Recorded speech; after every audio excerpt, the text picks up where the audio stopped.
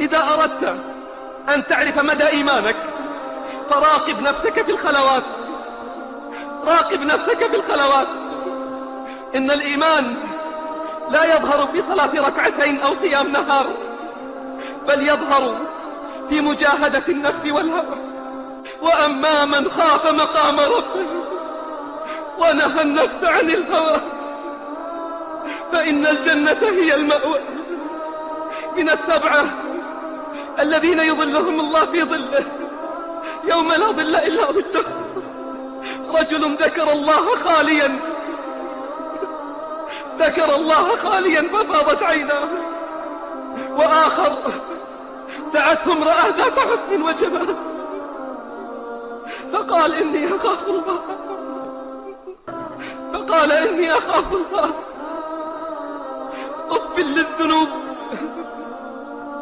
أف للذنوب ما أقبح آثارها وما أسوأ أخبارها. وهل تحدث الذنوب إلا في الغفلات والخلوات؟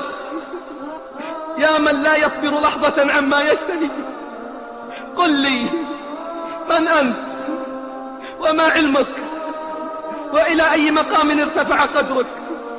بالله عليك أتدري من الرجل والله من إذا خلا بما يحب من المحرم وقدر عليه تذكر وتفكر وعلم أن الله يراه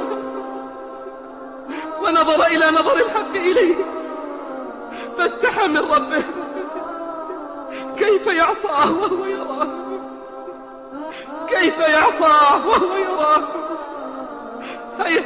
هيهات والله لن تنال ولاية الله حتى تكون معاملتك له خالصة.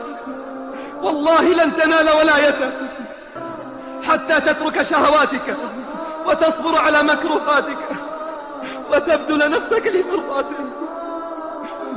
أطت السماء وحق لها أن تئط، ما فيها موضع 4 أصابع إلا وملك ساجد وملك قائم.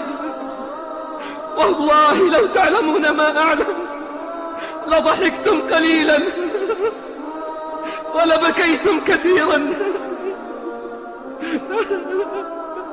وما تلذذتم بالنساء على الفرش ولخرجتم إلى الصعدات تجارون إلى الله تعالى. ومعنى الحديث: لو علمتم ما أعلم من عظمته جل في علاه وانتقامه ممن يعصيه لطال بكاؤكم وحزنكم وخوفكم مما ينتظركم ولما ضحكتم أصلا. يا مدمن الذنب أما تستحي؟ الله في الخلوة ثانيك، غرك من ربك إمهاله وستره طول مساويك. اسمع فضيحة العصاة يوم القيامة: اليوم نختم على أفواههم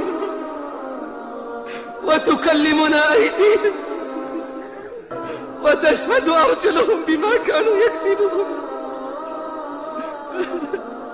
إياك والاغترار بحلمه وكرمه، فكم قد استجرج من عاصي وقسم من جبار وظالم. إذا همت النفس بالمعصية فذكرها بنظر الله، لا يكن الله أهون الناظرين إليك. إذا خلوت يوما بريبة والنفس داعية إلى العصيان فقل: لا أستحي من نظر الإله، فإن الذي خلق الظلام يراني. الله الله في مراقبة الحق جل في علاه، الله الله في الخلوات، الله الله في البواطن، الله الله في النيات. فإن عليكم من الله عينا ناظرة، فسبحان الذي يراك حين تقوم